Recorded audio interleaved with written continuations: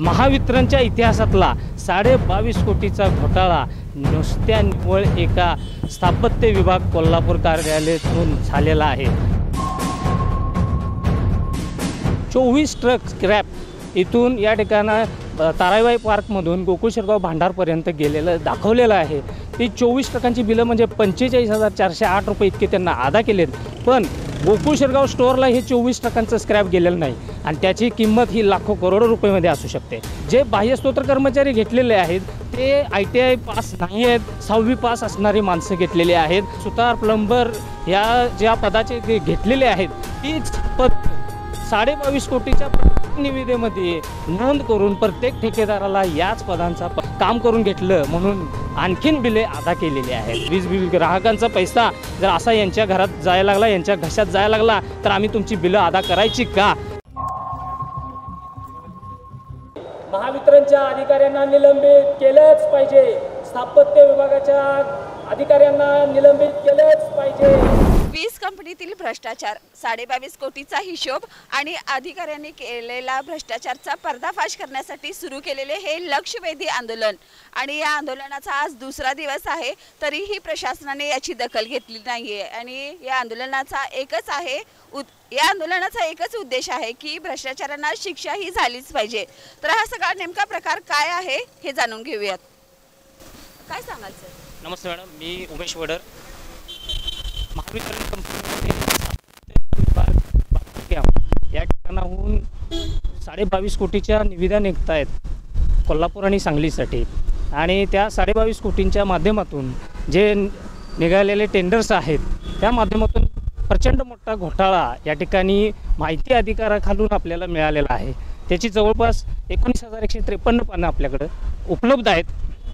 सगळ्यात प्रथम जो आपण या ठिकाणी घोटाळा बघतोय तो म्हणजे या ठिकाणी स्क्रॅप जे आहे 24 ट्रक स्क्रॅप इथून या ठिकाणा ताराबाई पार्कमधून गोकुळ शिरगाव भांडारपर्यंत गेलेलं दाखवलेलं आहे, बिलामध्ये दाखवलेलं आहे आणि त्या 24 ट्रकांची जी काही बिलं आहेत ती ठेकेदारांना अदा केलेली आहेत।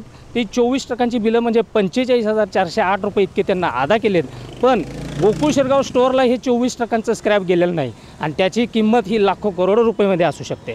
दुसरा घोटाळा म्हणजे बाह्यस्तोत्र कर्मचाऱ्यांच्या माध्यमातून 70 लाखाच्या निविदा त्यांनी 2-3 वर्षासाठी काढलेल्या आहेत। यामध्ये जे बाह्यस्तोत्र कर्मचारी घेतलेले आहेत ते ITI पास नाही आहेत, 6वी पास असणारी माणसं घेतलेली आहेत आणि त्याही माध्यमातून त्यांनी पगारापोटी मोठ्या रकमा देऊन त्यांनी तिथेही घोटाळा त्यांचा दिसतोय। आणि सगळ्यात मोठा कळस म्हणजे या लोकांना तरी सुतार प्लंबर या ज्या पदाचे घेतलेले आहेत तीच पद 22.5 कोटीच्या प्रत्येक निविदेमध्ये नोंद करून प्रत्येक ठेकेदाराला याच पदांचा पगारापोटी किंवा त्या पदाकडून काम करून घेतलं म्हणून आणखीन बिले अदा केलेली आहेत। तिसरा घोटाळा यांचा असा विषय आहे की DTC म्हणजे काय की शहर आपलं झपाट्यानं वाढत आहे, विकास होत आहे, मोठमोठ्या इमारती आता ट्रान्सफॉर्मर उभारत आहेत, तर त्याकरता ट्रान्सफॉर्मरची आवश्यकता असते, ती म्हणजे त्या ग्राहकांना वीज पुरवण्यासाठी। हे जे ट्रान्सफॉर्मर बसवण्यासाठी स्थापत्य विभागाकडून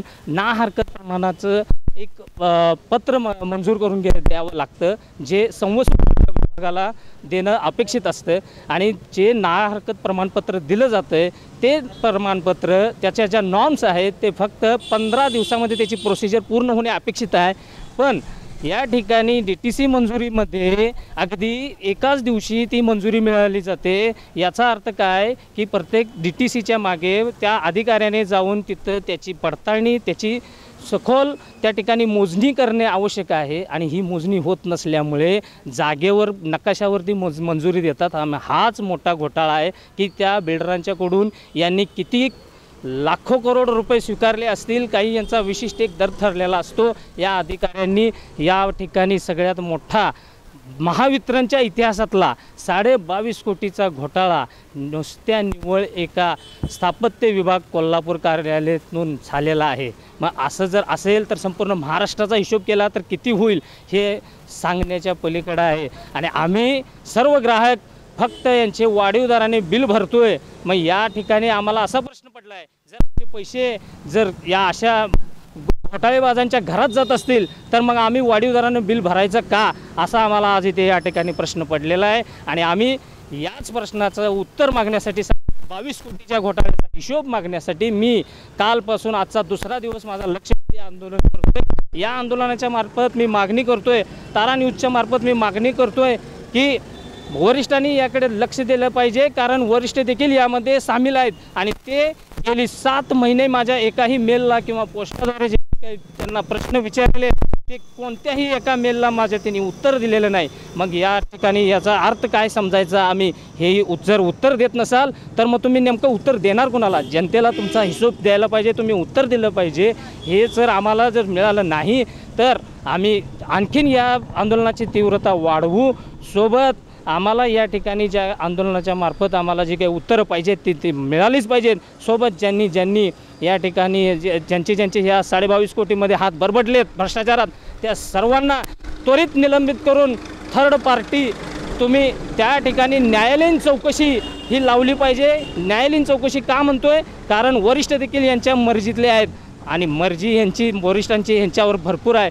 त्यामुळं या ठिकाणी यांना पाठीशी घातलं जातं आहे. म्हणून ही न्यायालयीन चौकशी, थर्ड पार्टी चौकशी झाली पाहिजे आणि या 22.5 कोटीचा हिशोब मिळाला पाहिजे. यासाठी आम्ही या आंदोलनाचं अस्त्र वापरलेलं आहे आणि याकरता आम्ही अशी सर्वांच्याकडे मागणी करतो आहे शासनाकडे की जर आमचा पैसा, वीज बिल ग्राहकांचा पैसा जर असा यांच्या घरात जायला लागला, यांच्या घशात जायला लागला तर आम्ही तुमची बिलं अदा करायची का, हा एक मोठा प्रश्न उद्भवलेला आहे. धन्यवाद. थँक्यू. एकंदरीत त्याचा भ्रष्टाचार कशा पद्धतीने झाला हे आज आपण ऐकलं आणि प्रशासनाने याची दखल ही घेतलीच पाहिजेत, नाहीतर हे आंदोलन आणखी तीव्र करण्याचा इशारा या सरांनी दिलेला आहे. कॅमेरामॅन केतनसह मी सुरेखा, तारा न्यूज, कोल्हापूर.